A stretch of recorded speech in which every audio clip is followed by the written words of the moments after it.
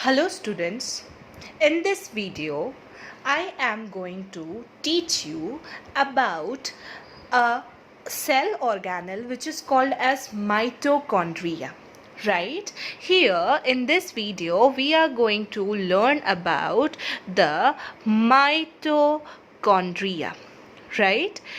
You all are familiar with this organelle and you know about this, you have heard about this readily again and again and again, right? So here when we talk about mitochondria, it is also called as the powerhouse, right? Mitochondria is also called as the powerhouse of the cell.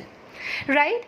Now the question will arise here, okay, why is it called as the powerhouse of the cell? So here, right, so here is the answer, that the mitochondria helps in the generation of energy, right? It helps in the generation of energy, and therefore it is called as the powerhouse of the cell, right? The powerhouse of the cell. And that's what I guess you all are familiar with something which we called as respiration, right? In the respiration, the food is broken down to generate the energy, and in the presence of oxygen, this energy is generated in the mitochondria, which is in the form of something which we call as ATP, right? Which we call it as ATP, right? Which we call as ATP. Now, what is the full form of ATP? Here another question comes, okay, what do you mean by ATP? So ATP means adenosine, right? Adenosine triphosphate, right? Triphosphate. This adenosine triphosphate is also referred to as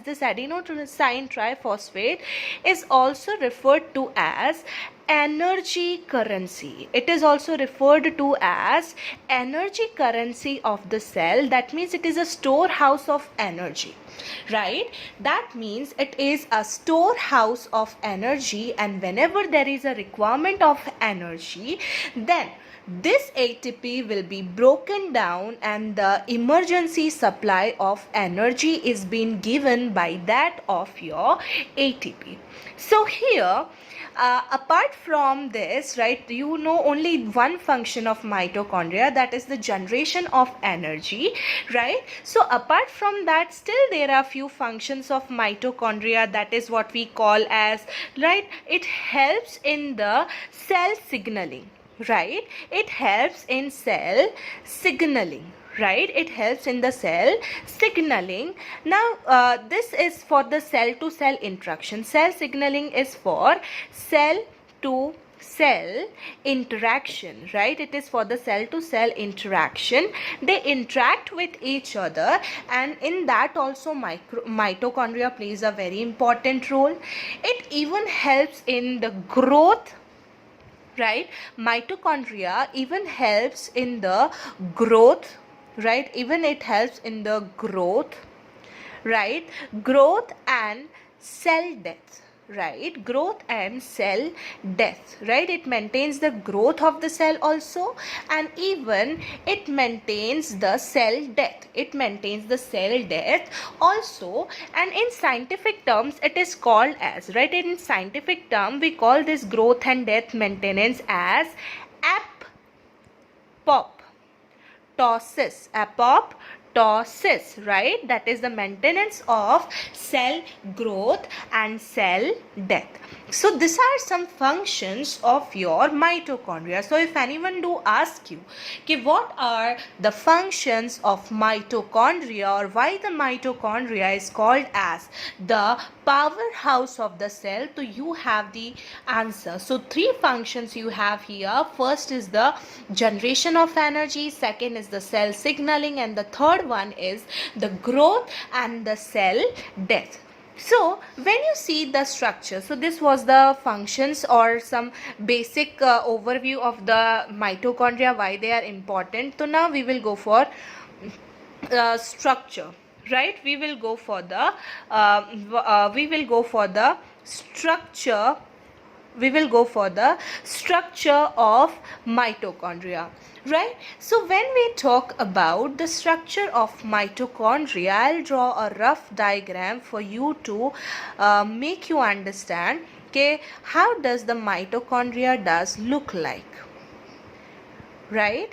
So basically this is an rough diagrammatic representation of your mitochondria, right? So when you see here in the mitochondria is an two layered subject. So it is having one which is called as the outer membrane, right? One is the outer membrane, right? Here is the inner membrane, right? This is the inner membrane, outer membrane and inner membrane, right? Inner membrane has many folds. Can you see this folds out here? These folds are called as cristae, right? These folds are called as cristae, and the innermost substance, this innermost region is called as matrix, right? Innermost substance is called as the matrix. And the most fascinating thing here is the mitochondria has its own DNA, right? It has its own DNA and some small particles that we call as ribosomes, right? So mitochondria have its own DNA and some amount of ribosomes. So this is an overview structure of the mitochondria. So when you see the size of a mitochondria is near about what we called as it is like 0.75, right, to 0.75, that is its breadth, that is the diameter, and the length of some about 3 micrometer, right? It is 3 micrometer, and even it is not visible under that of your what we call as microscope unless they are stained, right? So here when you go for, there are so many compartments which I have already said you. So first we will discuss about the outer membrane, right? First we will talk about the first we are talking about the outer membrane, right? We are talking about the outer membrane of mitochondria. So small molecules can, right? What are the smaller molecules which are there? They can pass freely across the outer membrane, and outer membrane also have number of varieties of enzymes which have so many functions, right? So outer membrane, it is the outermost layer, right? It is the outermost layer, right? What it is the outermost layer of the mitochondria, right? Some molecules can freely, right? Small molecules can pass freely through this layer, right? So these are some functions of your mitochondria. Along with that, this layer also have some enzymes, right? Some enzymes which are there into it, which is not important for you at the level of 9th standard, right? Yeah. So they are the outermost layer. They have small molecules of which can be freely diffused inside, and they even have some enzymes which are having so many functions. But let's not talk about it because it's of not that much important in your 9th standard. Let's move forward with the second one, that is inner membrane, right? Away. Now when you go for the inner membrane, so in between the outer and the inner membrane there is quite a bit of space, right? That is called as intermembranar, or intermembrane, right? Intermembrane space, right? It is the empty space between inner membrane and the outer membrane. So this is what you have, and now we are talking about the inner membrane, right? We are talking about the inner membrane. So when we talk about the inner membrane, so membrane has the capacity of holds the protein, right? It has the capacity to hold the protein, which have many functions, right? Molecules can only cross the inner membrane in special membrane transport, right? Like this, the small membranes which are small molecules which are freely moving across them, for inner membrane, only specific, right? They only specific,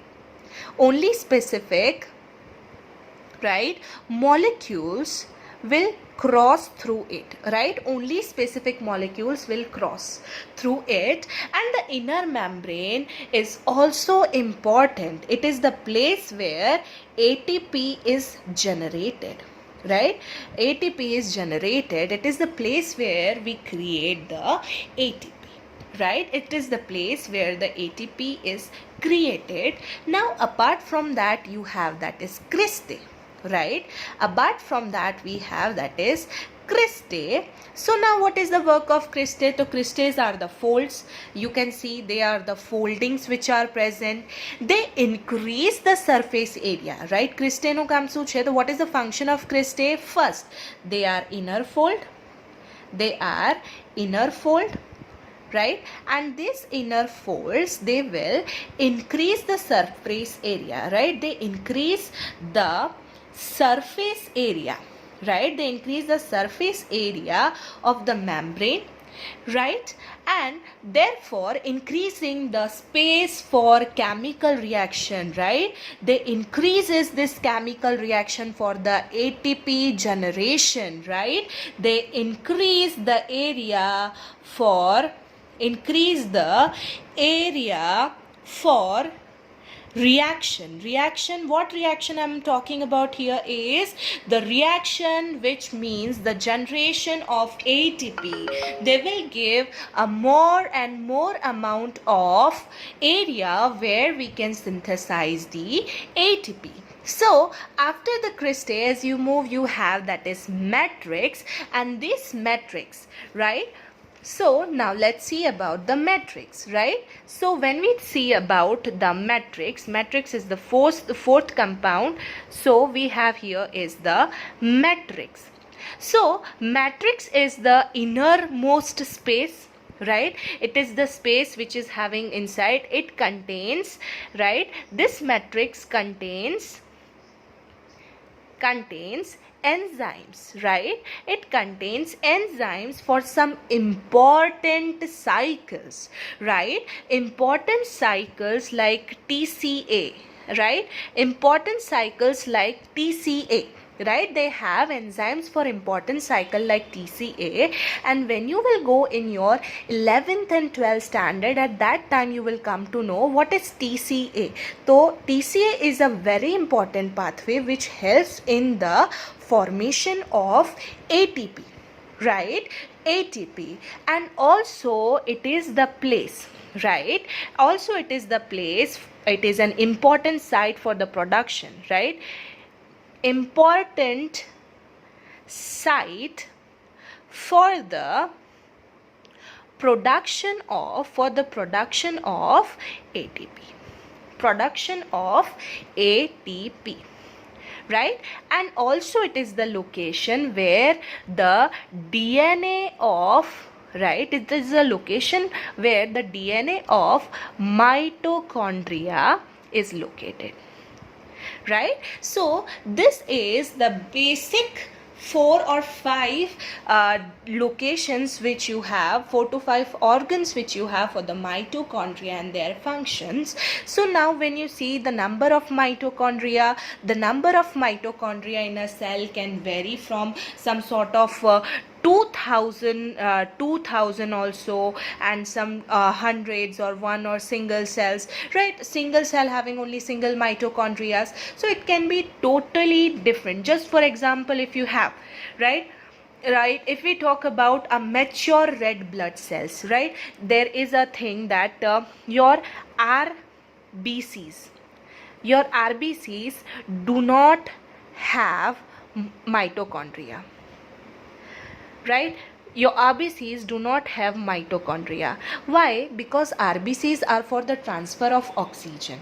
So if they will have mitochondria will eat up the amount of oxygen which is present in them. So there will be no oxygen left for you to transfer, and therefore we do not have mitochondria in the red blood cells, right? Whereas when you talk about the liver cells, they have more than, right, more than 2000 mitochondria, right? So here what you can say, that the cell which requires more energy, right, they will have more mitochondria, and the cells which do not require much energy, they will have less amount of mitochondria, right? And the most fascinating thing, it is a only organelle apart from the chloroplast which has its DNA, right? The DNA of the cell is different, right? The DNA which is present in the cell is totally different, but it has its DNA, its own DNA, which is what makes him divide independently. It is not dependent on the cell to divide, right? So it can use its own DNA and divide and keep its own number as required, right, as required. So this is a short introduction about the mitochondria, and I guess I'm clear about all the single organelles, right, and all the single part which is there in the mitochondria. Thank you.